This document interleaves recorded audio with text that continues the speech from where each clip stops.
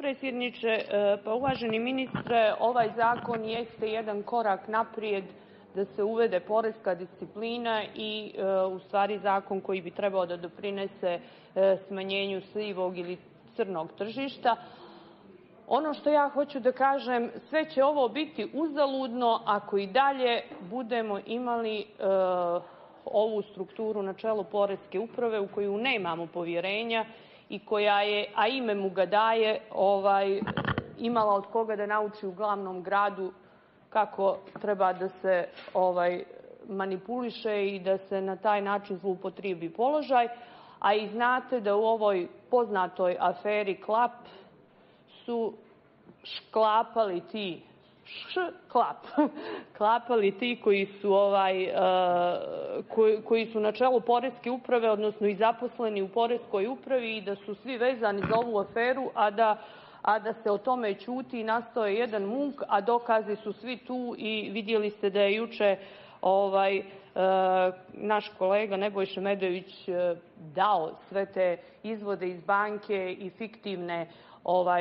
fakture koji ukazuju na sami vrh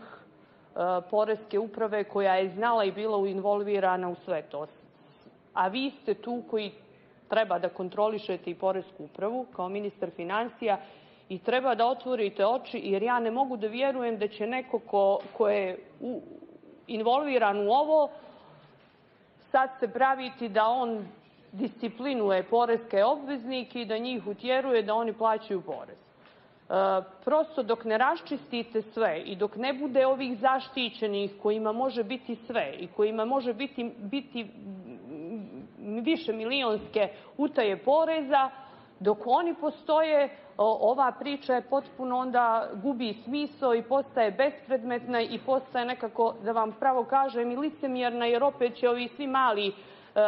uredne platiše i ovi mali preduzetnici koji se muče, oni će tu biti disciplinovani, a ove zaštićeni bili medvedi će i dalje nastaviti da se ponašaju onako kako se ponašaju u svo vrijeme. Tako da bih vas molila da o tome povedete računa i da se prvo sve preispita, pa da onda vi krenete u ove akcije u koje ste krenuli sa pravom, jer sigurno je to veliki izvor prihoda za ovu državu i ta disciplina treba i mi negdje da dostignemo nivo uređenih zapadnih zemalja gdje se zna da je najveći patriotizam u stvari ako plaćate porez. Da je to i posle nekih krivičnih dijela, da je to najteže krivično dijelo kod njih i mnoge velike poznate ličnosti su padale na to što nisu plaćale porez i to su bile najveće afere. Kod nas imamo otvoreno da vlada zna ko ne plaća porez, pa im onda uvodi one reprograme dugova, pa onda oni ne plaćaju ni po tom reprogramu duga i ni taj ugovor čak ne poštuju, ali i dalje dobijaju raznorazne poslove od vlade. Sve dok je to tako, ministre, ostavlja se jedna loša slika. Jer nikad nije krivo ako se dogovorimo da svi treba da štedimo ili da odradimo nešto što će biti za budućnost bolje, pa u jednom momentu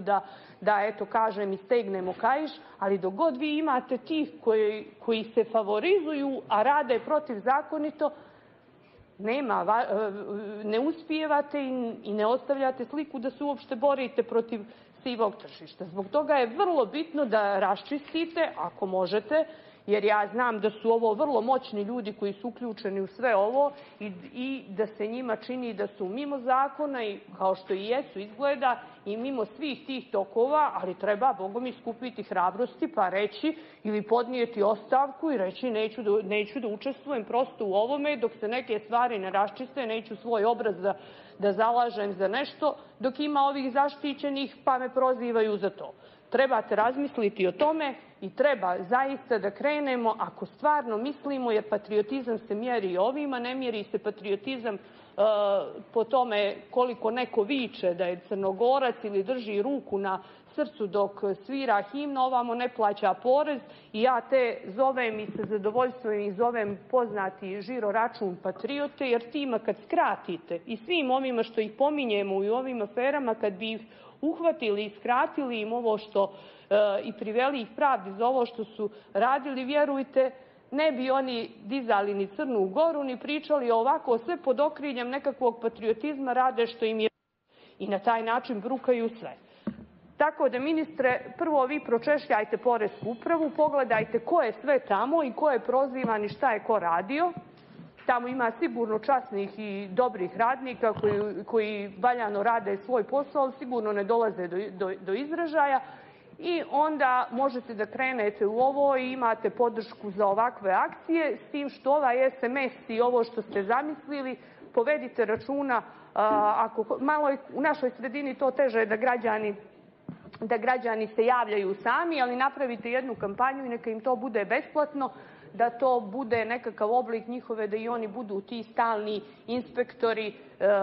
da se disciplinujemo svi dok se ne uđe u neke tokove, da to postane normalno, posle će svi raditi onako kako zakon nalaže. Ali prvo ove zaštićene medvede morate da raščistite sa njima. Hvala poslanice Bošnjak.